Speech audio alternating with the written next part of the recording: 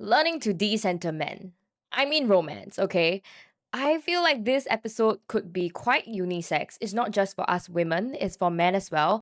All of us grew up watching Channel 8, Channel 5, Disney, Nickelodeon dramas, all had some sort of romance element in it. You never really escape the idea of love. And naturally, a lover girl like me was born. You can call me a hopeless romantic, but I'll call myself out by saying I don't know how to love myself enough.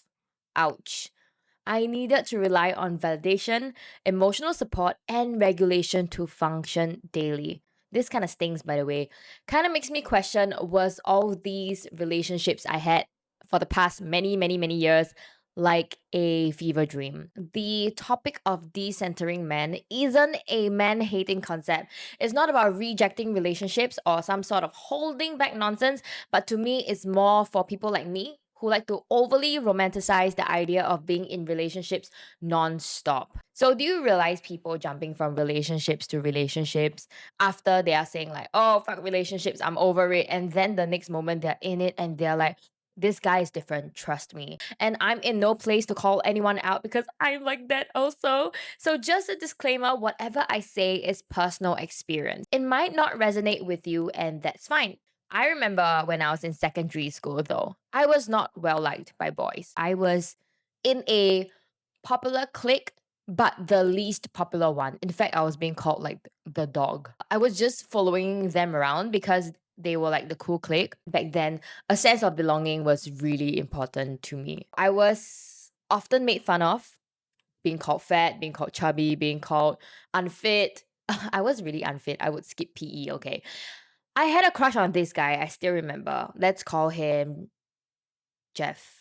So Jeff kind of like mocked me and shamed me in front of the class. I still remember both of us didn't bring our textbook, so we had to both stand up. And then the teacher was like, see, your girlfriend didn't bring a book as well. And then Jeff was like, I'm so sorry, I will never have a girlfriend that is so fat. The whole class gasped, okay? Jeff, you kind of did me dirty right there. It kind of just made me feel really small. It made me feel horrible. The girls around me, though, in school, they had attention all the time. And I guess for the ugly duckling in me, I use air quotations, okay? Ugly duckling, to finally get attention, to finally feel like she's appreciated for how she is, the bare minimum feels like everything. It's like seeing pebble for gold. So it really stems from how you grew up as a person. And that was me. So that's just a backstory about how everything started. And then we skip to now, okay? Ever since my last relationship ended, it was to me one of the best ones I had. I realized I had a lot of inner work to do. I can't just stick out my hands to go and like, yeah, I want a relationship. Please give me one. Please show me love. Please do everything for me. When, like I said in many episodes, I've yet to know how to handle myself. So, how am I capable of handling more responsibilities or another person's emotions when it comes to love? And I feel like the very core lesson of it all is that I'll have to start doing things for myself. Like, achievements are made for me, not to be flaunted, not for men to think, wow, she's really smart. You get right what I mean? There's like a stark difference here. If you were to do something really cool today, for example, today I ran 10K at a 6 minute pace. Did I do it for myself or did I do it for the other men who run as well to go like, wow, she's really good, like she's really attractive and stuff? What was the purpose? Social media conditioned us to feel like, as a woman, the pursuit of beauty, success, or knowledge is done to make you feel more desirable, more approved. It's masked in messages like, girl, glow up so much he will regret, do that so he will do this. The byproduct of all our success feels like it's being driven by validation from men. And like you can't really blame them because it's something that we all kind of grew up with. In a sense, it's like what the media feeds us. So to pull something so deep out of your subconsciousness, and I'm gonna keyword this, okay? Pull something so deep out of your subconsciousness, that is not easy. It's like a blind spot. It's something that you might miss out that other people can see. But if you're tuning to this episode, I would say it shows that maybe you have some kind of self awareness like me, that you want to have more self love before you get into anything, or you're trying to center yourself more if you're in a relationship already. Now that I'm aware of all of this, the question becomes, what do I actually do about it? Disclaimer, I'm not a professional. I'm just a girl that you probably hear on the internet in Sunnyside, Singapore, but these are just my thoughts. Let's get into it. I'm going to be honest beforehand. It's not going to be perfect while you're at it, but I feel like progress is progress, and you wanting to improve yourself is already the first step. So let's discuss some action plans I've been doing. And before that, here's another disclaimer. If you're so used to external validation like me, I feel like my whole job runs around external validation. If an engagement is great, it's external validation to show me that I'm doing a good job. It's really hard to pull that out of your subconsciousness. So choosing yourself feels unfamiliar and really quiet and uncomfortable. That's the stage I'm going through right now. And that's a good sign, I guess, because at least I know that, hey, I'm not abandoning myself anymore. Tip number one, take yourself out on a solo date. I mean it, listen to me, okay? When I wake up, I ask myself, what do I want to eat? What do I feel like doing? Am I doing something for myself today? It's like rewiring my neural pathways from who should I go out with today? Why hasn't he replied me? Does this guy think I'm hot? Does he think I'm worthy? To what should I do today that makes me happy? What is my priority for myself today? And neuroscience is a thing, okay? Repetition helps you rewire your neural pathways. So it might feel weird at first because you're like choosing yourself. But after a while, when you stick to it, you'll be like, hey, I like me. I love me. It's so subconscious. It's like, I choose me, I choose me, I choose me. But of course, please don't go to the point where it gets a little too narcissistic. Yes, we can choose ourselves, but at the same time, we should not be too selfish. You should be selfish on things that benefit you in a ethical way. Next, catch yourself in the moment. This is a bit of a call out. 绿茶婊, or what I say pick me girls, yeah, they're really annoying. And sometimes I realize that I'm also being a freaking pick me, which is really disgusting. Ew, it's disgusting. I used to be quite a pick me, or sometimes maybe I am still quite a bit of a pick me. And when I realize, like, oh my gosh, why did I sound a certain way, different from how I usually would act in a setting with men, or like in a setting just outside, I'll catch myself. I'll be like, ew, what did I just do? Why did I even do that? And I realized I'm able to, just catch myself there. And then I'll switch back to, yeah, you know what? I should be more authentic with myself. I should be just myself. And guess what? This comes in handy in the future when I'm ready for a relationship, because the potential Mr. Right can see me for who I am and choose me for who I am instead of a pick me facade. So if you can tell, this whole decenter man thing is like a thing right now to focus on yourself. I'm not saying that you do not take a good relationship when it comes your way.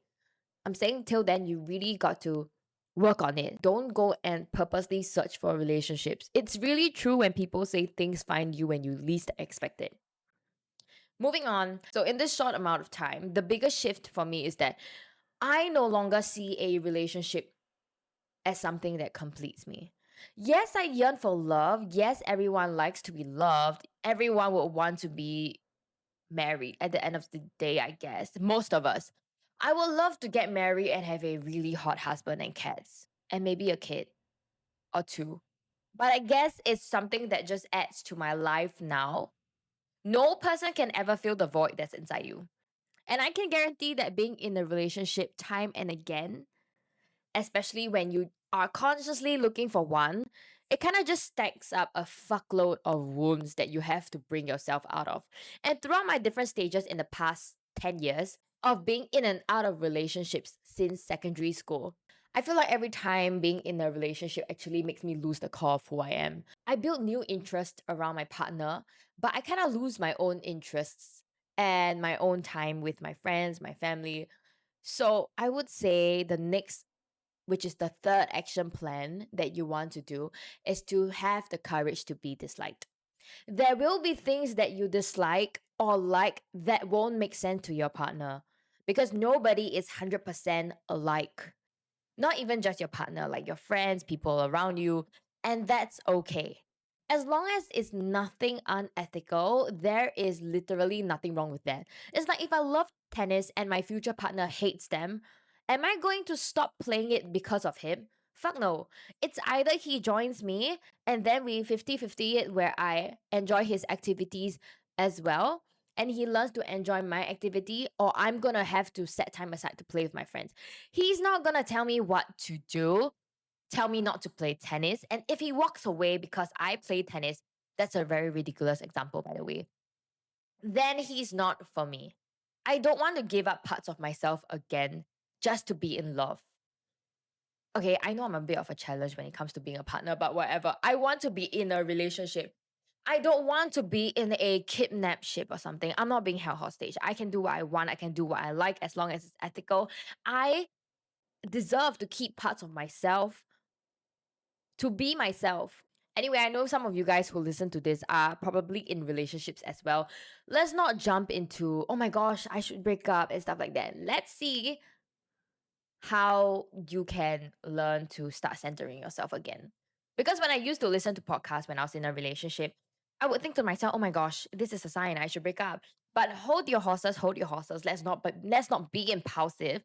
Let's also add in some perspectives of, oh, if I were to be attached today, what are some ideal relationship standards I should center myself for? My first goal would be that I want to learn how to manage my own emotions. For those who don't know me, I am very bad at handling my emotions. My breakdown is a literal meltdown. When I'm just so out of it and when I lose my cool, I lose my common sense. Being in a relationship, the first thing I know is that I must learn how to detach my emotions with my partners. If he's affected today, if he's upset today, it's not my duty to be upset with him. I could still keep parts of myself. To me, maybe it could be a good day for me today. I could still be happy, but at the same time, cater to him on how I can make his day better, but not let it affect me. If not, both people are going to be upset. Both people are going to quarrel, trust me. Someone has to be stable to hold the fort when your partner is feeling maybe 20% today. Then maybe you have to step up to be the 80%, vice versa, yeah. So that's that, and that's the whole nutshell of learning how to detach your emotion from your partners. And next thing, I feel that if I'm in a relationship, how I'm gonna center myself is to still have a routine of meeting your friends, doing things you love. I realize that when I'm in a relationship, I just circle around their activities and their life. I become a totally different person. It's like Janelle is shaped around my ex. When people ask, hey, what do you love? Like, what do you love to do during your free time? I'm like, I don't know, like hang out with my partner. And that makes me feel like a loser because I feel like I lose my personality right there. My aura is gone, which is not good. Have your own identity. It's something so hot about that and something that is so attractive. I hope I made sense today. It's quite a bit of a ramble. Didn't really plan too much about it. Just literally how I've been feeling. Thanks for tuning in, and I'm so grateful for the streams and the listens and the follows because it really means a lot to me. And okay, I'll see you guys next time. Ciao, Bella. Bye bye.